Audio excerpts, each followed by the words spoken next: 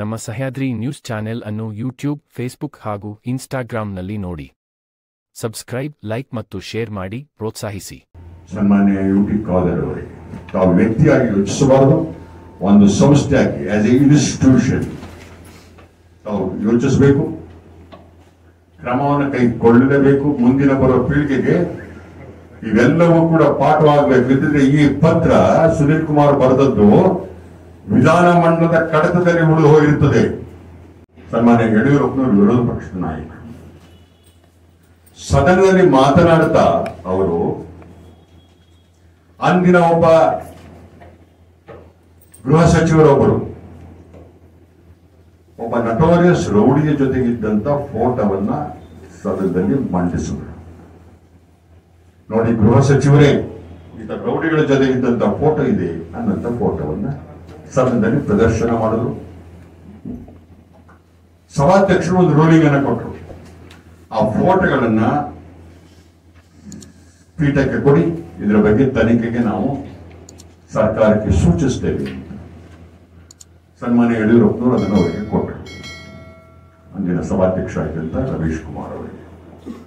ಹೊರಗಡೆ ಬಂದಾಗ ಸಹಜ ಪತ್ರಕರ್ತರು ಅವ್ರನ್ನ ಕೇಳಿದ್ರು, ಒಂದು ಪತ್ರಿಕಾಗೋಷ್ಠಿಯನ್ನು ನಡೆಸಿ ಅದೇ ಫೋಟೋಗಳನ್ನ ಇವರು ವಿತರಣೆ ಮಾಡಿದ್ರು. ಇಷ್ಟೇ ನಡೆದ ಘಟನೆ. ಆದ್ರೆ ಯಾವಾಗ ಆ ವಸ್ತು ಸದನಕ್ಕೆ ಸಲ್ಲಿಸಲ್ಪಟ್ಟಿತ್ತು, ಅದು ಅಸೆಟ್ ಆಫ್ ದಿ ಹೌಸ್, ಯಡಿಯೂರಪ್ಪನವರು ವಿತರಣೆ ಮಾಡೋಕ್ಕೆ ಬರಂಗಿರಲಿಲ್ಲ. ಸದನಕ್ಕೆ ಒಪ್ಪಿಸಿದಂತ ಆ ದಾಖಲೆಯನ್ನ ಯಡಿಯೂರಪ್ಪನವರು ಬಿಡುಗಡೆ ಮಾಡೋಕ್ಕೆ ಬರವಾಗಿರಲಿಲ್ಲ. ಅದನ್ನ ರಮೇಶ್ ಕುಮಾರ್ ಅವರು ಬಹಳ ಗಂಭೀರ ತೆಗೆದುಕೊಂಡು ಸದನಕ್ಕೆ ಮತ್ತು ಪೀಠಕ್ಕೆ ಅವಮಾನ ಆಗಿದೆ ಅಂತ 3 ದಿನ ಬಂದು ಸದನದಲ್ಲಿ ಕೂರಲಿಲ್ಲ, ಚೇರ್ ನಡೀಲಿಲ್ಲ, ಸಭೆ ನಡೀಲಿಲ್ಲ. ಇಲ್ಲ ನಾನು ರಾಜೀನಾಮೆ ಕೊಡಬೇಕಾಗತ್ತೆ, ಇಲ್ಲ ವಿರೋಧ ಪಕ್ಷದ ನಾಯಕರ ಮೇಲೆ ಕ್ರಮ ತೆಗೆದುಕೊಳ್ಬೇಕಾಗತ್ತೆ ಅನ್ನೋಂತ ಒಂದು ಪರಿಸ್ಥಿತಿ ನಿರ್ಮಾಣ ಆಯಿತು. ಒಂದು ಸಣ್ಣ ಪ್ರಕ್ರಿಯೆ, ಪೀಠಕ್ಕೆ ಅವಮಾನ ಆಯಿತು ಅಂತ ಕೊನೆಗೆ ಜೆ.ಎಚ್. ಪಾಟೀಲ್ ಅವರೆಲ್ಲ ಮಾಡಿದ್ರು, ಸಂಧಾನವನ್ನ ಮಾಡಿ ಯಡಿಯೂರಪ್ಪನವರ ಕೈಲಿ ಒಂದು ಕ್ಷಮೆಯನ್ನ ಕೋರಿಸಿ ಮುಕ್ತಾಯಗೊಳಿಸಿದ್ರು. ಅಂದ್ರೆ ಪೀಠಕ್ಕೆ ಅದರದ್ದೇ ಆದಂತಹ ಒಂದು ಮಹತ್ವ ಇದೆ.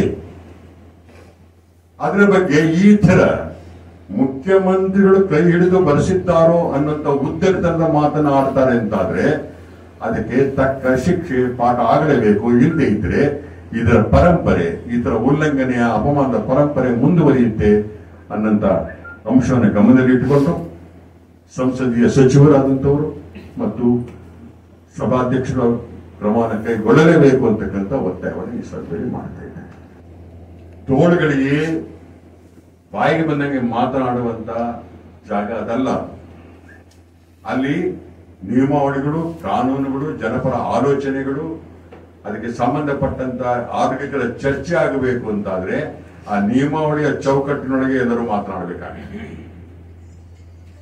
ಅದು ಯಾರೇ ಉಲ್ಲಂಘನೆ ಮಾಡಿದ್ರು ಸರಿ ಅಂತ ಹೇಳಕ್ ಬರೋದೇ ಇಲ್ಲ. ಅನುಮತಿಯನ್ನ ಕೊಡ್ಲಿ, ಅದನ್ನ ಪರಿಗಣಿಸುವಂತ ವ್ಯಾಪ್ತಿ, ಅಧಿಕಾರ ಸಭಾಧ್ಯಕ್ಷರಿದೆ. ಆದ್ರೆ ಪೀಠಕ್ಕೆ ಅವಮಾನ ಆದರೆ ಅದನ್ನ ಕ್ಷಮಿಸೋ ಹಕ್ಕು ಯುಟಿ ಖಾದರ್ ಅವರಿಗಿಲ್ಲ. ಏನ್ ಮಾಡ್ಬೇಕು ಅಂತ ಅದರಲ್ಲಿ ಕಠಿಣ ಕ್ರಮ ತೆಗೆದುಕೊಳ್ಳಕ್ಕೆ ಹಲವಾರು ಮಾರ್ಗಗಳಿವೆ. ಅದು ಏನೇನಿದೆ ಅಂತ ನಾನು ಉಚ್ಚಾರಣೆ ಇಲ್ವಲ್ಲ. ಹಾಗಾಗಿ ನಾನು ಅವರಿಗೆ ಆಗ್ರಹಪೂರ್ವಕ ಒತ್ತಾಯ ಮಾಡ್ತಾ ಇದ್ದೇನೆ.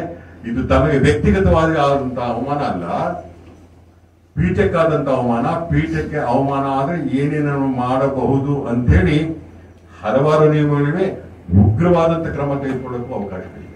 ಯಾಕೆಂದ್ರೆ ಅದು ಪ್ರಸ್ತಾವ ಮಾಡಿದವರೇ, ನಾನು ಹೆಸರು ಉಲ್ಲೇಖ ಮಾಡಲ್ಲ, ಯಾಕೆ ಸ್ಟೇ ತಗೊಂಡಿದ್ದಾರೆ, ಯಾರು ಸದನದಲ್ಲಿ ಪ್ರಸ್ತಾವ ಮಾಡಿದ್ರಲ್ಲ ಅವರೇ ಸ್ಟೇ ತಗೊಂಡಿಲ್ವೋ.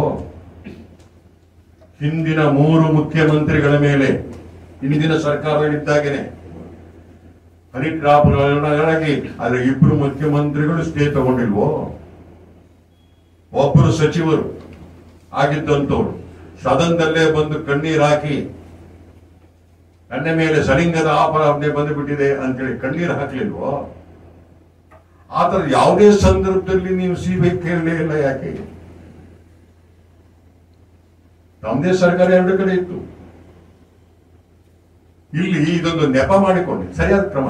ಆ ಸಿಡಿ ಪ್ರಕರಣಗಳಿರಲಿ, ಅದು ಯಾವುದೇ ಪಕ್ಷ ಇರಲಿ, ಯಾವುದೇ ಸರ್ಕಾರಗಳಿರಲಿ, ಅದನ್ನ ಅಮೂಲಾಗ್ರವಾಗಿ ಕಿತ್ತೆಸಲೇಬೇಕು. ಅದೊಂದು ದಂಧೆಯಾಗಿದೆ. ಮತ್ತೆ ಈ ಹನಿ ಟ್ರ್ಯಾಪ್ ಒನ್ ವೇ ಅಲ್ಲ, ಇದು ಅದನ್ನ ಅರ್ಥ ಮಾಡಿಕೊಳ್ಳೋಣ. Is it one way? ಅಲ್ಲ. ಹಾಗಾಗಿ ಒಂದು ನ್ಯಾಚುರಲ್ ಇನ್ಸ್ಟಿಂಕ್ಟ್ ಮಾಡಿದ್ದಾರೆ. 3 ಸದನದಲ್ಲೂ ಕೂಡ ಪಾರ್ಟಿಸಿಪೇಟ್ ಮಾಡಿದಂಥವ್ರು, ಸೀನಿಯರ್ ಲೀಡರ್ ನೀವು. ಈ ಸದನದಲ್ಲಿ ಇಂಥದ್ದೊಂದು ವಿಷಯ ಚರ್ಚೆ ಮಾಡೋದು ಸದನಕ್ಕೆ ಘನತೆ ವಿಚಾರನ, ಇದನ್ನ ಚರ್ಚೆ ಮಾಡುವುದಕ್ಕಿಂತ ಹೋಗಿ ಚರ್ಚೆ ಮಾಡಿದ್ರೆ ಯಾರಾದ್ರೂ ಸಾಲಿಡ್ ಪ್ರೂಫ್ಗಳು ಇಟ್ರ? ಸದನ ಎಷ್ಟು ಗಂಭೀರವಾಗಿರ್ಬೇಕಾಗುತ್ತೆ ಅಂದ್ರೆ, ನಿಮಗೆ ನೆನಪಿದೆ, ಬರೇ ಒಂದು ಬ್ಲೂ ಫಿಲಮ್ ಅನ್ನ ಮೊಬೈಲ್ ಅಲ್ಲಿ ಯಾವ್ದೋ ಪಾಸ್ ಆಗಿದ್ದನ್ನು ನೋಡಿದಾಗ ಅದ್ರ ಮೇಲೆ ಕ್ರಮ ತಗೊಳ್ಬೇಕಾಯ್ತು, ರಾಜೀನಾಮೆ ಕೊಡ್ಬೇಕಾಯ್ತು. ನಿಮಗೆ ನೆನಪಿದೆ, ಅದು ಯಾರ್ಯಾರು ಅಂತಲೂ ಕೂಡ ನೆನಪಿದೆ. ಆತರ ಅಶ್ಲೀಲತೆಯ ವೀಕ್ಷಣೆ ಅಥವಾ ಪ್ರದರ್ಶನದ ಜಾಗ ಇದಲ್ಲ. ಅದನ್ನ ಹೇಗೆ ಚರ್ಚೆ ಮಾಡಬೇಕು ಹಾಗೆ ಚರ್ಚೆ ಮಾಡಬೇಕು, ಅಥವಾ ಹಾಗಿದ್ರೆ ನೇರವಾಗಿ ಸಂಬಂಧಪಟ್ಟಂತವರ ಮಧ್ಯೆ ಹೇಳಬೇಕು, ಕಾನೂನು ಕ್ರಮವನ್ನು ತೆಗೆದುಕೊಂಡಂಗೆ ಮಾಡಬೇಕು. ಒಂದು ಅಶ್ಲೀಲತೆ ಪರಮಾವಧಿ ಇದು. ನೀವು ಏನ್ ಚರ್ಚೆ ಮಾಡೋದು ಸದನದಲ್ಲಿ?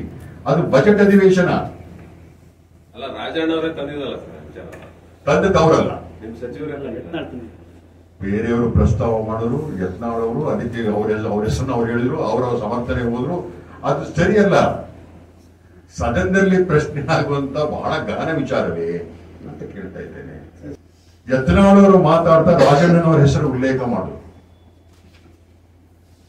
ಅವರ ಹೆಸರು ಉಲ್ಲೇಖ ಮಾಡದೇ ಇದ್ದಿದ್ದರೆ ರಾಜಣ್ಣವರು ಎದ್ದು ನಿಲ್ಲುವಂತ ಪ್ರಶ್ನೆ ಉದ್ಭವ ಆಗ್ತಿರ್ಲಿಲ್ಲ, ಅವಕಾಶವೂ ಆಗ್ತಿರ್ಲಿಲ್ಲ. ಅಲ್ಲ, ರಾಜಣ್ಣ ಅವರು ಸದನದಲ್ಲಿ ಅವರಿದ್ದಾಗ, ಅವರ ಹೆಸರು ಪ್ರಸ್ತಾವ ಆದಾಗ ಅದರ ಬಗ್ಗೆ ಸ್ಪಷ್ಟೀಕರಿಸುವಂತ ಅಥವಾ ಅದನ್ನು ಪುಷ್ಟೀಕರಿಸುವಂತ ಯಾವುದೇ ಅಂಶವನ್ನು ಅವರು ಮಾಡಬೇಕಾಗುತ್ತೆ. ಮಾಡಿದ್ರು. ಅದರಲ್ಲಿ ಸ್ವಲ್ಪ ಜಾಸ್ತಿ ಹೇಳಿದ್ರು, ಕಡಿಮೆ ಹೇಳಿದ್ರು, ಕಂಡಿರಿ. ಆದ್ರೆ ಅದಕ್ಕೆ ಅಷ್ಟೊಂದು ಪ್ರಾಧಾನ್ಯತೆ ಸಿಗಬಾರದಿತ್ತು ಅನ್ನೋದನ್ನ ಒಂದು ವ್ಯಕ್ತಿ ಕಂಪ್ಲೇಂಟ್ ಅನ್ನ ಕೊಡಿ ಅಂತೇಳಿ ಹೋಮ್ ಮಿನಿಸ್ಟರ್ ಕೂಡ ಹೇಳಿದ್ದಾರೆ. ಅಂದ್ರೆ ನೀವು ಹನಿ ಟ್ರ್ಯಾಪ್ ಸಿಗಾಕೊಂಡು ಆಂಟಿಸಿಪೇಟಿ ಬೇಲ್ ಕ್ಲೈಮ್ ಮಾಡ್ಕೊಂಡ್ರ ಸದನದಲ್ಲಿ? ಗೊತ್ತಿಲ್ಲ ನನಗದು. ಸದನದಲ್ಲಿ ನಾನಿದ್ರೆ ತೆಗೆದು ತೋರಿಸ್ತಾ ಇದ್ದೆ. ಮಾದಕ ವಸ್ತುಗಳ ಬಹಳ ಖ್ಯಾತನಾಮರೇನಿದ್ರು ಸಿನಿಮಾದವರು, ಅವರು ಉಳಿಸ್ಕೊಂಡವ್ರು ಯಾರು? ಹೇಗೆ ಉಳಿಸ್ಕೊಂಡ್ರು? ಹಾಗಾಗಿ ನೈತಿಕತೆಯ ಪಾಠವನ್ನ ಹೇಳುವಾಗ ಕನಿಷ್ಠ ಪಕ್ಷದ ನೈತಿಕ ನೆಲೆಗಟ್ಟಾದ್ರೂ ನಮ್ಗಿರ್ಬೇಕು, ಪೂರ್ತಿ ಅಲ್ಲದೆ ಇದ್ರು. ಹಾಗಾಗಿ ಹನಿ ಟ್ರಾಫಿಗೆ ನಾನು ಮತ್ತೆ ಹೋಗೋದಿಲ್ಲ. ನನ್ನ ಹಣಿಯೊಳಗೆ ಜಾರಿಸಿಬಿಡಬೇಡಿ. ನನ್ನ ಕೊನೆಯ ಅಂಶ ಒಂದೇ, ಪೀಠದ ಘನತೆ ಪರಂಪರೆಯ ವಿಷಯ ಇದೆ, ಅದಕ್ಕೆ ಮಾಡೋಣ. ಸದನ ಹೇಗೆ ನಡೀತು, ಸದನದ ಲಾಭ ನಷ್ಟಗಳೇನು ಅಂತ ಸಂಸದೆಯ ಮತ್ತೆ ತಮ್ಮ ಮೂಲಕ ಮಾಡಿ ನನ್ನ ಮಾತನ್ನು ಮುಕ್ತಾಯ ಮಾಡ್ತೇನೆ.